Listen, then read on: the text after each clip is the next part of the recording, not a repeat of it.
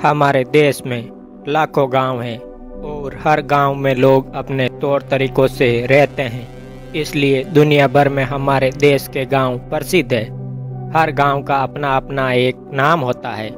लेकिन आज हम आपको एक ऐसे गांव के बारे में बताने जा रहे हैं जिसके बारे में शायद ही आपने कभी सुना होगा, क्योंकि इस गांव को लोग विधवाओं का गांव के नाम से भी जानते हैं।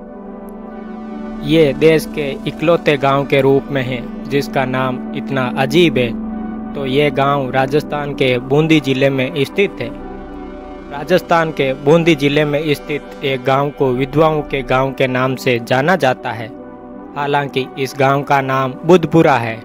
इस गांव की महिलाएं दिन में 10-10 घंटे मजदूरी करती है, तब कहीं जाकर अपने परिवार को पालती है, क्योंकि इस गांव के पुरुषों की असमय ही मृत्यु हो जाती है, जिससे इस गांव की महिलाओं को मजदूरी करने को मजबूर होना पड़ता है और इसीलिए इस गांव को विधवाओं का गांव के नाम से जानते हैं। बता दें कि इस गांव के पुरुषों की असमय मृत्यु का कारण यहाँ मौजूद खदानें हैं, जिनमें दिन रात काम चलता रहता है।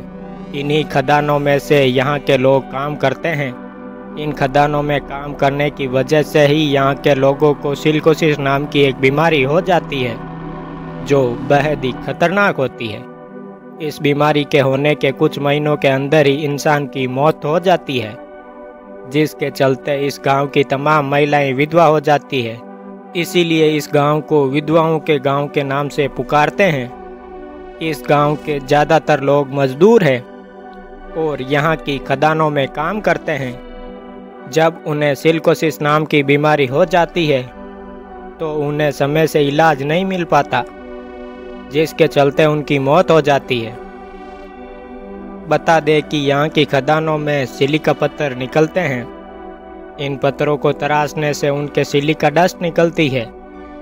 यह डस्ट जब मजदूरों के फेफड़ों में चली जाती है तो उनके फेफड़ों में संक्रमण हो जाता है और वे गंभीर रूप से बीमार पड़ जाते हैं।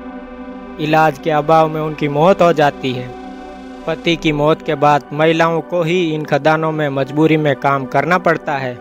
विधवा महिलाएं भी जीवन यापन करने के लिए बलुआ पत्थर तराशती है। यहाँ काम करने वाले 50% से ज़्यादा लोग सांस संबंधी बीमारियों से जूझते रहते हैं। इस गांव में 80% तक महिलाएं विधवा हो चुकी है।